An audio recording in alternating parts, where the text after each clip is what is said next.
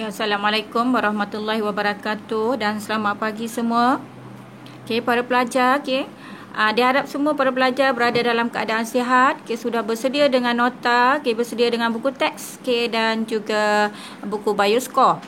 Jadi pada pagi ini pelajar kita akan sambung tajuk seterusnya iaitu 3.4 pergerakan bahan merentasi membran plasma dalam kehidupan seharian. Bila kita belajar tajuk ini, ada beberapa fenomena yang berkaitan dengan pergerakan bahan merentasi membran plasma. Kita tengok fenomena yang pertama. Fenomena yang pertama ialah kelayuan tumbuhan. Dan kelayuan tumbuhan ini berkait rapat sama ada tumbuhan ini kurang disiram dengan air, ataupun kemungkinan tumbuhan ini juga layu disebabkan oleh pembajaan yang berlebihan. Pelajar, kalau kita tengok gambar rajah di depan ini,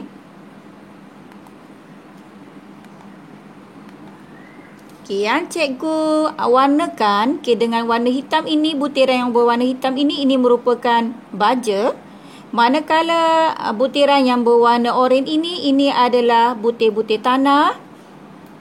Jadi sekarang ini baja telah ditabur secara berlebihan di sekitar akar rambut ataupun di sekitar akar.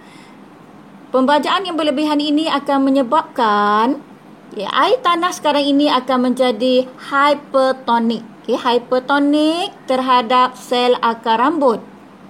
Air tanah hypertonik terhadap sel akar rambut. Cecair yang berada di sekitar butir tanah ini kita namakan dia sebagai air tanah. Air tanah. Ingat tu pelajar, air tanah menjadi hypertonik terhadap sel akar rambut. Jadi sekarang sel akar rambut akan mengalami plasmolisis. Akan mengalami plasmolisis di mana air akan meresap keluar daripada sel akar rambut secara osmosis. Disebabkan plasmolisis tadi berlaku disebabkan oleh air meresap keluar daripada sel akar rambut secara osmosis. Tengok nota yang cikgu sertakan di sini. Cikgu ulang lagi sekali. Air tanah hypertonik terhadap subsel akar rambut. Kat sini yang paling penting ialah perkataan hypertonik. Kedua ialah sel. Sel. Sekiranya pelajar menulis air tanah hypertonik terhadap akar rambut, jawapan pelajar tidak tepat. Ataupun pelajar menulis air hypertonik terhadap sel akar rambut juga tidak tepat. So, dua perkataan yang jangan tersalah guna. Pertama ialah air tanah. Kedua ialah mesti bandingkan hypertonik tadi mesti bandingkan dengan sel. Seterusnya menyebabkan air meresap keluar. Perkataan meresap jangan gantikan dengan menyerap. Jangan gantikan dengan menyerap. Kerana perkataan yang paling tepat ialah meresap, bukannya menyerap. Meresap keluar dari sel. Nampak tak? Dari sel. Kemudian, nyatakan sekali proses yang terlibat iaitu secara osmosis. Secara osmosis. Kesan seterusnya, membran plasma sel ataupun membran plasma tertarik menjauhi dinding sel. Dan pada masa ini sel mengalami plasmolisis. Kita tengok sel yang telah mengalami plasmolisis pelajar. Ini adalah bentuk sel yang telah mengalami plasmolisis. Membran plasma tertarik menjauhi dinding sel. Saiz vakuol juga semakin mengecil. Dan seterusnya kesannya ialah menyebabkan tumbuhan menjadi layu. Perkataan layu paling sesuai digunakan untuk tumbuhan. Bukannya untuk sel. Kita tengok seterusnya.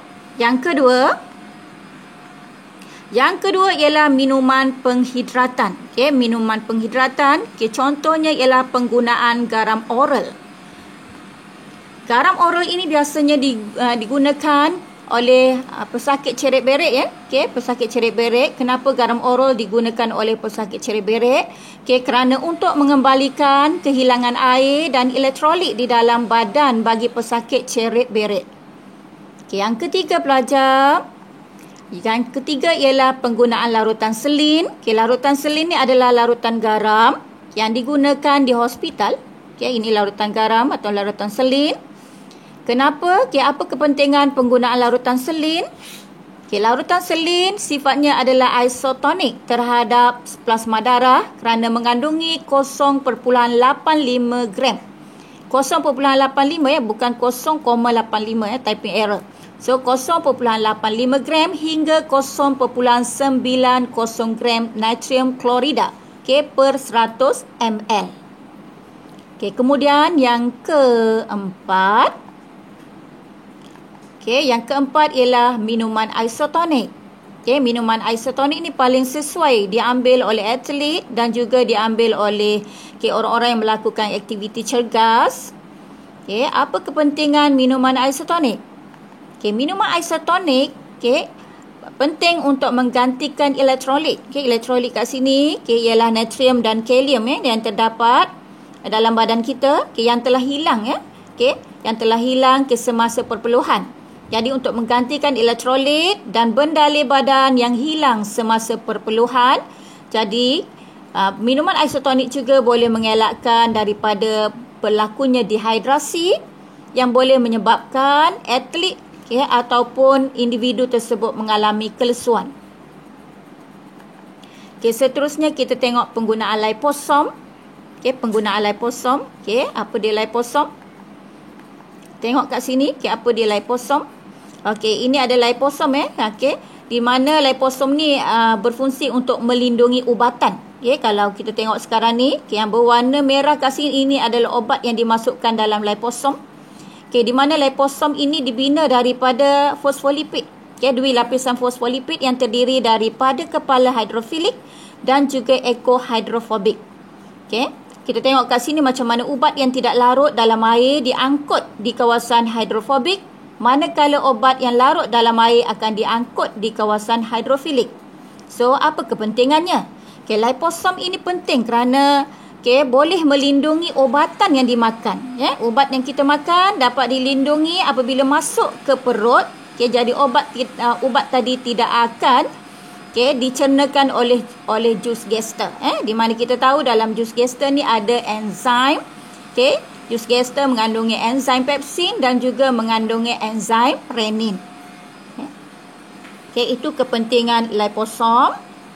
Dan seterusnya kita tengok yang keseterusnya. Dalam proses penjerukan, juga melibatkan pergerakan bahan merentasi membran plasma. Di mana penjerukan biasanya ada dua kaedah yang digunakan. Yang pertama ialah pencerukan dengan menggunakan gula pekat ataupun garam pekat. Gula pekat dan juga garam pekat. Apabila disebut perkataan sama ada gula pekat atau garam pekat, yang ini menunjukkan pada kita bahawa sifat larutan tersebut adalah hypertonik. Larutan gula pekat adalah hypertonik terhadap sel tumbuhan. Lagi sekali, mesti bandingkan dengan terhadap sel. So menyebabkan air meresap keluar daripada sel secara osmosis. Seterusnya, membran plasma akan tertarik menjauhi dinding sel. Pada masa ini sel mengalami plasmolisis. Sel juga kontang dan keadaan kontang ini menyebabkan keadaan dalam sel tadi tidak sesuai untuk pertumbuhan mikroorganisma. Dan akhir sekali, makanan kita akan menjadi tahan lama. Kaedah yang kedua biasanya digunakan untuk pencerukan buah-buahan, contohnya buah mangga dan sebagainya. Tapi kita tengok kaedah kedua.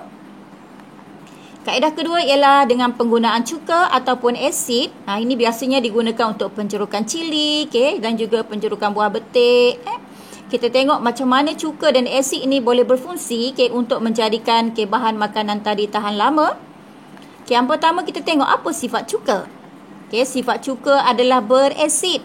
Ataupun cuka mempunyai pH yang rendah. Asid meresap ke dalam sel tumbuhan. Asid meresap ke dalam sel tumbuhan, menyebabkan sel tumbuhan tadi menjadi berasid. Keadaan berasid tadi akan menghalang pertumbuhan mikroorganisma. Sebab itulah makanan kita menjadi tahan lama. Makanan kita boleh menjadi tahan lama kerana keadaan di dalam sel tumbuhan tadi menjadi berasid. Jadi pelajar, Saya rasa untuk hari ini itu saja yang saya kongsikan. Untuk tajuk seterusnya kita akan jumpa lagi. Diharap anda akan terus mengulang kaji. Terima kasih kerana telah sudi bersama saya. Bye. Jumpa lagi.